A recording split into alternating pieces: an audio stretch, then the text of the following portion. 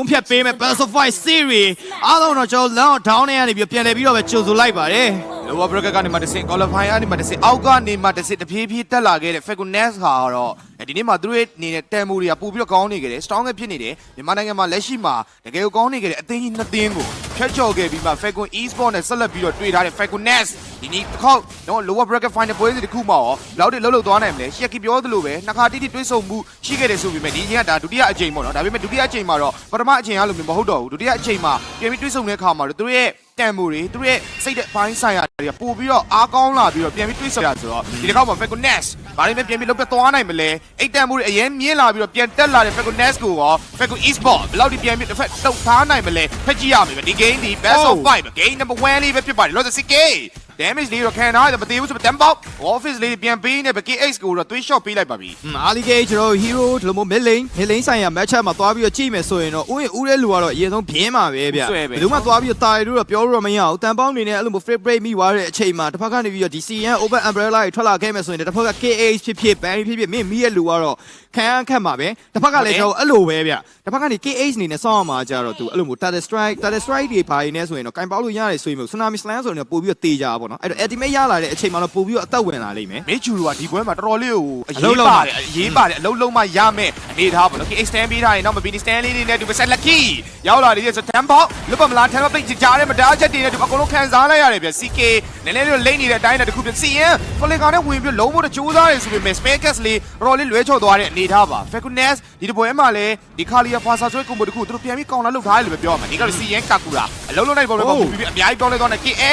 ပြန်ပြီး slow ပေးထားတယ်ပဲ CN နောက်မှာတော့ Bini stand နေကြားထဲမှာပြန်တောင်းတော့ပါသေးတယ် လက်ကပေးလိုက်ရတော်တော်လေးတန်ဝါးရလို့ပြောရမယ်ဗျပြီးတော့ကျွန်တော် Ali Gage Hero King 8ကောင်ရထားတယ်ဆိုရင် Falcon Esport အနေနဲ့ Ali Gage လောက်ွက်လေးရတော်တော်လေးစင်ပြေနေပြောရမယ်ထပ်ပြီး Oh Sadas Partizo 3 member ထပ်ပြီးထိန်းထားတယ်တူပဲဒီအချိန်မှာတော့ Falconess အနေနဲ့ Hero King CK ကိုထပ်ပြီးပေးရပြန်ပြီဗျတကယ်လို့ပဲနော် experience အနေနဲ့ပြင်ပြီးတော့ထိန်းနေလို့ပဲပြောရမှာပဲ tempo အမြင့်ဆုံးနဲ့တက်လာခဲ့တဲ့ Falconess ကိုတော့ဒီ game number 1မှာငါတို့ဘာလဲဆိုတဲ့အရာလေးကိုလည်းတေချာပြန်ပြီးတော့ Falconပြန်ပြီးတော့ပြတ်သက်ပေးနေရင်းနဲ့ first start day ကိုပါဆက်လက်ပြီးတော့ရရှိသွားခဲ့ပြီ first start day မတိုင်ခင်မှာလည်း Hyuki 3ကောင်ရရှိထားတာဖြစ်တဲ့အတွက်ကြောင့်မို့ number 1K ကျော်ဆိုတဲ့ပမာဏကို Falconess စပြီးတော့ပေးလိုက်ရပါပြီ Falconess အနေနဲ့ Nelly ရော Giro စိုက်ရမယ်ပေါ့နော်သူတို့အနေနဲ့ Ali Gage timing နဲ့ဟိုကနည်းနည်းလေးစကားပြောသွားတယ်ဗျအဓိက CK ကအဲ့လိုမျိုး walking crack ကိုလာပြီးတော့တီးနေတယ် KH တို့ဘာလို့လာပြီးအိန်းနေတယ်ဆိုတဲ့အချိန်မှာ Lucky ကတစ်ဖက်မှာတော့ Rebel ကိုသွားစားနေပြီပြီးတော့သူအကောင်လုံး fan ပြီးသွားပြီ ultimate ရပြီဆိုတာနဲ့ mid ကို ganking flanking လာကြတဲ့အချိန်မှာ CK က Rebel စားနေတော့မှရှိသေးတယ်အဲ့လိုမျိုးကျွန်တော် micro timing လေးလွဲဝါလေးကရှိသေးတယ်ဆိုတော့ Falconess အနေနဲ့ဒီချက်လေးထပ်ပြီးတော့ queue ဆိုင်ရမယ်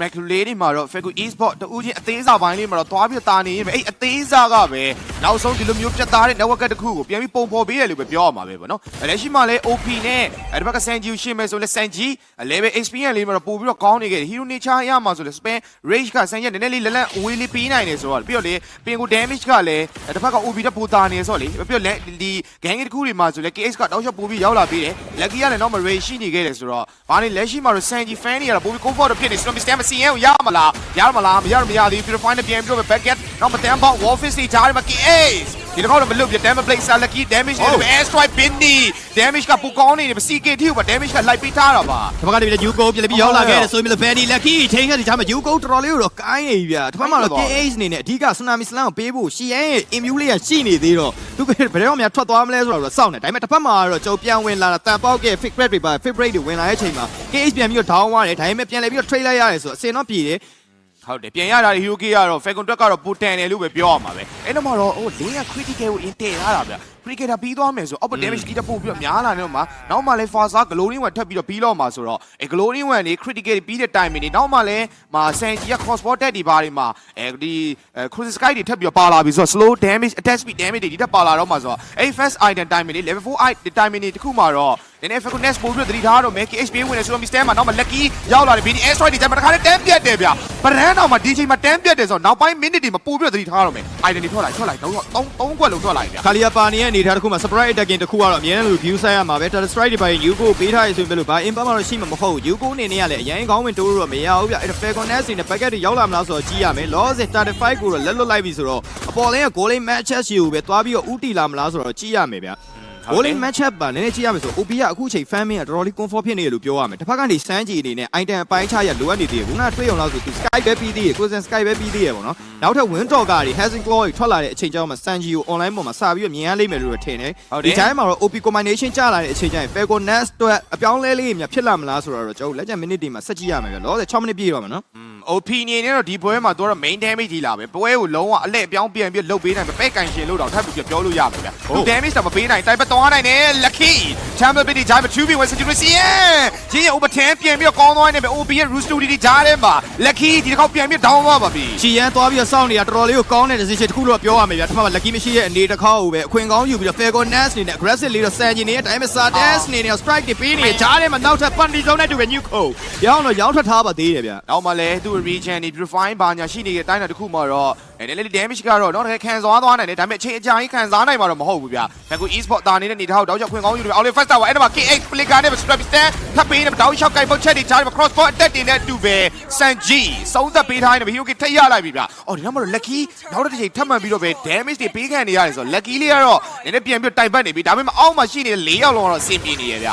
lucky အနေနဲ့ OP ကိုထပ်ပြီးတော့တွားကြည့်ပြီးတော့ကြိုးစားလိုက်တဲ့အချိန်မှာ OP ရှင်းကနေပြီးထွက်လာတဲ့ damage output တွေတော့တိတ်ပြီးတော့မခံစားနိုင်တဲ့ပုံစံမျိုးလေးတွေတွေ့ရတယ်ပေါ့နော်ဒီအချိန်မှာတော့ကျွန်တော် KH ရဲ့ low quad တွေတော့တပွဲလုံးမြင်နေရတယ်လို့မြင်ရမယ်သူရဲ့ tsunami slam နောက်ကနေပြီး Benny ရဲ့ air strike ဒီပွဲမှာတော်တော်လေးအသက်ဝင်နေတဲ့အပြင်မှာတစ်ဖက်ကနေပြီးကျွန်တော် crowd လူမျိုးခေါင်းတိုးပြီးဝင်လာမယ်ဆိုရင် crowd ကိုထိုးပြန်ပြီးပေးဖို့ Sardes ရဲ့ Panty zone ကလည်းရှိနေပြီတော့ဆယ် early game timing အတွင်းမှာ Falcon e-sport အနေနဲ့ dominate တော့လုပ်ထားတယ်ဒါပေမဲ့ Falcon S အနေနဲ့ OP combination ကျလာမယ် battle ရောက်လာခဲ့မယ်ဆိုရင် Falcon အတွက်ဘာ planning တွေများရှိမလဲထပ်တော့ကြည့်ရအောင်ပဲဗျာနော် Falcon Nest item လေးတော့တဖြည်းဖြည်းတော့ပြန်ထွက်လာပြီဒီဘက်က Falcon e-sport objective တွေတောက်လျှောက်ရတယ် Hyoki တွေတာနေတာတော့ 1k လောက်ထိပဲရအောင်ဖြတ်ထားနိုင်ခဲ့တယ်ဆိုတော့ Falcon Nest ဒီလည်းအရင်နေနေတာမျိုးတော့မဟုတ်ဘူးသူတို့တစ်ခုခုလောက်ပြန်ရလိုက်မယ်ဆိုရင်တော့အဲ့ network တွေအားလုံးပြန်ပြီးဖြတ်ထားနိုင်တယ်ပေါ့နော်ဒါပေမဲ့လက်ရှိမှာလည်း OPCK CN damage ပေးဖို့တော့လိုအပ်နေ KH ဝင်လာပြန်ပြီ Strap stand မှာ CN purify နဲ့တော့ပြန်ပြီး cover ပေးထားပါသေးတယ်ဒါပေမဲ့ lucky ကတော့ target လေးကိုတော့ပြန်ရအောင်ယူထားနိုင်နေပဲတောက်လျှောက်ပဲ network ကတော့တာနေစတဲ့ Panty zone 230 damage တွေတော့ BDS strike လမ်းပြီး KH နဲ့ CN တစ်ချက်မှာတော့ damage တော့ down သွားပြီဗျာ CN rate တစ်ခုကတော့ကျွန်တော်လိုအပ်ချက်ရှိနေသေးတယ်ဆိုတာနဲ့အတူပဲ Hero K ထပ်ပြီးတော့ပေးလိုက်ရပြီ Benny ရဲ့ကျွန်တော် air strike damage ဒီအချိန်မှာတော့ CN ကိုကောင်းကောင်းဒုက္ခပေးနေရလို့ပြောရမယ်လို့ KH ရဲ့ dive in နေရလေတော်တော်လေးတော့တက်ဝင်နေရဗျာအဲ့တော့ Falcon e-sport အနေနဲ့ဒီပွဲမှာတော့သူတို့ပိတ်ထားတဲ့ draft A နဲ့သူတို့ strategy လေးတော်တော်လေးကို found ဝင်နေရတဲ့အတူပဲ lucky တစ်ခုလုံးကိုလုတ်နေတယ်ဒီချိန်မှာ Sanji အနေနဲ့ Hazing claw တကွက်သာပြီးွားခဲ့မယ်ဆိုရင်တော့ Falcon Nest ကတော့တော်တော်လေးကိုတော့ Gyu တော့စိုက်မှရတော့မယ်ဗျာSanji Hazing claw မှာနောက်တဲ့ lucky ပါ Hazing claw ထပ်ပြီးတော့ပေးရမယ် timing တစ်ခုဆိုရင်တော့ output damage တီးတက်ပို့ပြီးတော့များလာတော့မှာဗျာ damage ပေးရမယ် damage တီးတာနှစ်ကောင်လုံးအဆင်ပြေနေတယ်ပြီးတော့နောက်မှာ backup နေနဲ့လေ air strike Panty zone ပေးရမယ်သူတွေကလည်းအဆင်ပြေနေတော့ KH ရဲ့ tsunami slam ကလည်းတောက်လျှောက် impact ကတောက်လျှောက်ဖြစ်နေခဲ့တယ်ဆိုတော့ဒီအရာတွေကို Falcon Nest ပြန်ရှောင်ဖို့တော့လိုအပ်နေတယ် Hazing claw နှစ်ချောင်းဆိုတော့တော်တော်လေးဖျက်တာခက်ခဲတော့မယ်ဗျာနောက်မှလည်း Benny အနေနဲ့ lightning တွေပါပြီးသွားနေတာဒါမှမဟုတ် Vision Lantern လားဆိုတော့ကျွန်တော်တစ်ချက်တော့ကြည့်ရမယ်ပေါ့နော်ဒါပေမဲ့ Benny ဒီအချိန်မှာပေးနိုင်နေတဲ့ damage ကတော်တော်လေးလောင်းနေလို့ပြောရမယ် CKY ဆိုပြီးတိုင်း lightning သွားထားတာဗျာအဲ့တော့သူ့ရဲ့ damage output တက်ပို့ပြီးတော့စိမ့်လာဖို့ရှိမယ်ကတ်နေလေးပို့ပြီးတော့စိုးလေးပဲဒီအချိန်မှာ PH ဘစ်ကောလုံးချင် new goal လုံးမယ်ဆိုတော့ purify တွေပါပြီးတော့ရှိနေသေးတယ်ဆိုတော့ပြတ်မှာတော့မဟုတ်ဘူးဗျpurify ခုံသွားတဲ့ battery တစ်ခုတော့ကောင်းကောင်းကြီးတော့တိသွားပြီအဲ့တော့နောက်တဲ့ battery တစ်ခုတွေကြာရင်တော့ဒီကိုပို့ပြီးတော့ safe ဖြစ်တော့စော့ရမယ်ဗျဒီကိုလိုမျိုးအရင် region ကောင်းနဲ့ဒီ UNS တောင်မှဒီချိန်မှာတစ်ဖက်က Falcon တိတိကျကျ damage ပေးမယ်ဆိုအချိန်ကြာရင်တော့ပြတ်မှာမဟုတ်ဗျခုနကတော့ကလည်းပုံလေး၎င်းမယ်တန်ပေါက်ကိုလည်းဘယ်နှချက်မှမပြတ်သွားဘူး Sanji ပို့ပြီး item တွေကျန်းလာပြီ item 3ချောင်းအဲ့တော့မှနောက်ကနေ damage ပေးနေတဲ့ lucky ရဲ့ damage ကလည်းမနှဲနေဘူးအဲ့တော့မှ Benny ကလည်းနောက်တော့ခုနက lighting လေးထပ်ပြီးတော့ပြီးထားတယ် dash ကလည်း dominant ice လေးနဲ့ဆိုတော့တော်တော်လေးကိုအဆင်ပြေနေတဲ့ item famine ကိုရရှိထားတဲ့ Falcon e-sport timing ကိုကျော်တော့ခက်ခဲနေတဲ့ dash 230 so damage မှာ air strike ကို OP ခံစားလိုက်ရပြီအောက်မှာလည်း 4 damage တွေတူပဲ only second tower တလုံးထည့်ရလိုက်တယ်ဒါပေမဲ့ Falcon Nest ဗတဲ့ပြန်ဆိုင်ဖို့တော့ကြိုးစားနေတဲ့စီစဉ်ရင် overtime ပေးမှလား rage ကတော့တော်လေးလိုအပ်ချက်ရှိသွားခဲ့တယ် spare အတူစလေးတွေနဲ့ပဲအသေးချာလေး Falcon e-sport လည်းတစ်ဖန်ပြန်ပြီး forward ထားနိုင်ခဲ့ပါတယ် တော့ objective ဆိုင်ရတော့မှာဆိုတော့ Falcon e-sport အနေနဲ့ကလည်းကျွန်တော် lucky တော့ရှိနေတယ်ဆိုပေမဲ့လို့ battle လုံးဝတော့ပြန်ဆိုင်အောင် lot dance တစ်ခုမှသူတို့အနေနဲ့ face to face charge နေဆိုတဲ့ပုံစံမျိုးလေးပြီးတော့ Sardes အနေနဲ့လည်း penalty zone တော့ရှိမနေသေးဘူးဗျအဲ့တော့ကြည့်ရအောင်မယ်ဒီ lot dance ကိုတော့ Falcon Nest အနေနဲ့လာပြီးတော့ခေါင်းတိုးမလား new goal ဒီအချိန်မှာတော့ damage တေးကန်လုံးလို့ရနေပြီ OP damage လောက်မလားဒီအချိန်မှာ CK ရဲ့ retribution နဲ့ lucky ရဲ့ retribution ချက်တော့ကြည့်ရအောင်မယ်ဆိုပေမဲ့လို့လာတော့မတိုးလိုက်ဘူးဗျ CK အရန်လဲဟိုဝေးနေတာရောပြီးတော့ဒီ item လည်းမမြောက်ဘူးသူ့မှာလည်း level HP ကလည်းလိုအပ်ချက်ရှိနေခဲ့တဲ့တိုင်းတစ်ခုမှာတော့ဒီ law လေးကိုတော့ skip လိုက်ပြီလို့ပဲပြောရမှာပဲအဲ့နောက်မှာတော့ Falcon e-sport ဒါတဲ့3ချိန်နောက်တဲ့ tower 4လုံးပြင် first law ကရရှိထားနေပဲနောက် 4k ကျော် 5k အသာစီးနဲ့တူ ဘာတွေနဲ့ဆက်လက်ပြီးလုပ်ပြတော့ office တွေတန်းပေါဒီမှာပြန်ပြီးပြီးရဲဆိုပြီးအေးဖလက်ကလာလေးနဲ့ပြန်ပြီးတော့ဒါ4 နိုင်ပါသေးတယ်အဲ့တော့ပြန်ဝင်ပြီ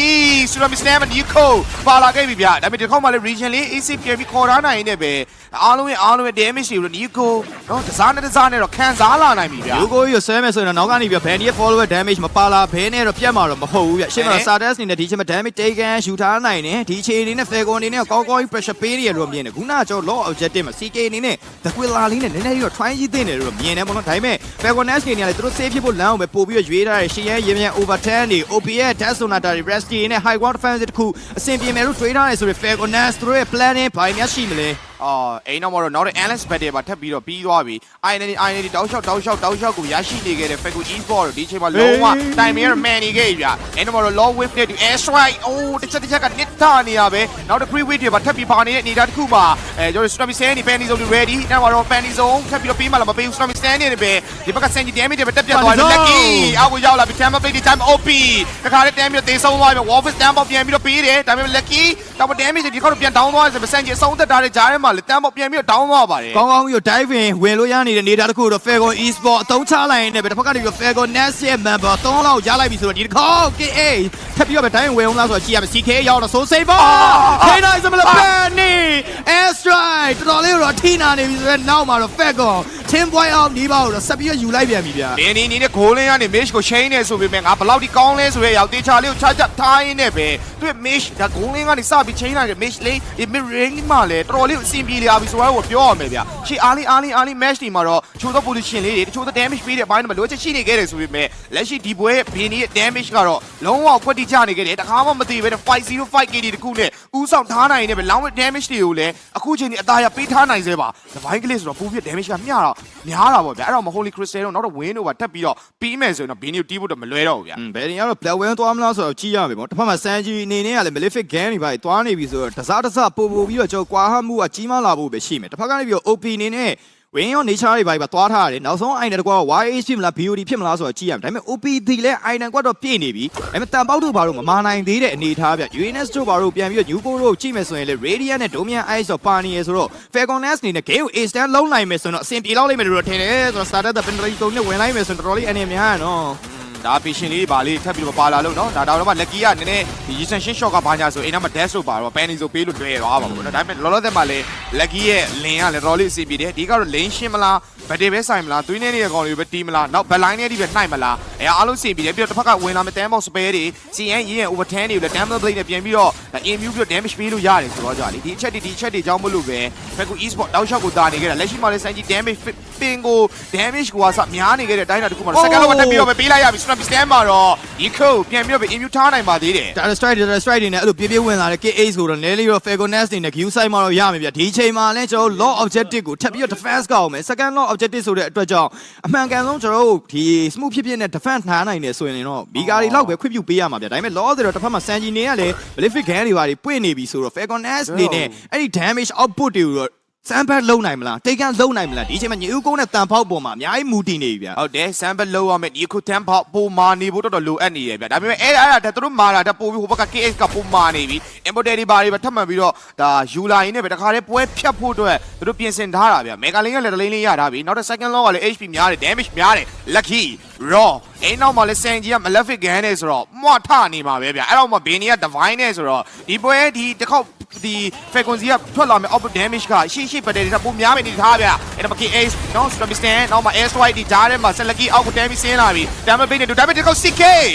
တစ်ဖက်ကကျွန်တော် Sanji တို့ရုပ်တရက်ပြန်ပြီးတော့ပဲ damage လေးတေချာလေးပေးနိုင်နေပဲကောင်းတဲ့ defensive တစ်ခုတော့ Falcon Nest ပြန်ပြီးတော့ပဲလှုပ်ထားနိုင်ပါသေးတယ်ရှီယန်အနေနဲ့သူကြောက်သွားတယ်ဆိုရင်မလို့ Sanji တယောက်တော့ပြန်အောင်တော့လှုပ်ပေးထားနိုင်နေဆိုတဲ့အချက် Falcon Nest တို့ turning point bounce back တစ်ခုမှပြန်လေပြီးဖန်တီးနိုင်မလားဆိုတော့ကြည့်ရမယ် Sadak KS နဲ့တော့ရှိနေသေးတယ် Lucky မှာလည်းကျွန်တော် damage ရှိနေသေးတယ်ဆိုတဲ့အတွက်ကြောင့်အရင်တော့ခေါင်းတိုးလို့တော့မရဘူး Goran game မှာကြည့်မယ်ဆိုရင်လည်း Sanji Lucky နောက်မှာ OP နဲ့ CK လေးကတိုးလေးတော့လိုက်နေရဗျအဲ့နောက်မှာ Bandy လိုက်လာတာပေါ့နော် OP CK OP damage ပြန်ထွက်လာမယ်ဆိုရင်တော့မစိုးဘူး OP ကလည်းအခုမှတစ်ခါပဲ down ထားတာဆိုတော့အဲ့တစ်ချက်ကိုဝင်ကောင်းပြီပဲနောက်ပိုင်း item လေးတွေပြန်ကောင်းလာမယ်ဆိုတော့ OP ရဲ့ long range damage တွေကြားထဲမှာနောက်မှထပ်လိုက်လာမယ် Warfist တွေရင်း overtime best damage တွေကလည်းပြန်များနိုင်တယ်ဆိုတော့ပြီးခဲ့တဲ့ battle တစ်ခုကလိုပဲ Sanji တို့ဘာလို့ပြန်ပြီးတိတ်တယ်ဖြစ်သွားနိုင်တယ် OP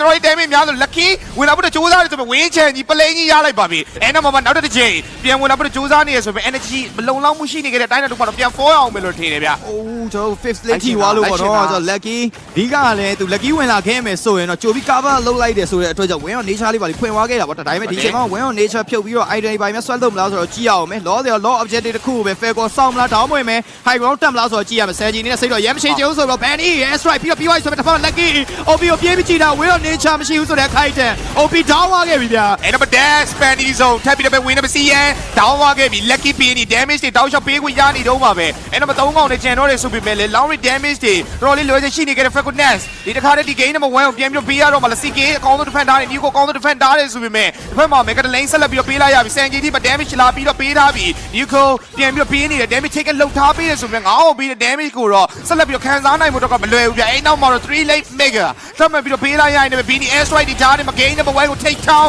လုပ်ဖို့ defend ကို e-sport အစင်သစ်ဖြစ်နေနေပဲ Sanji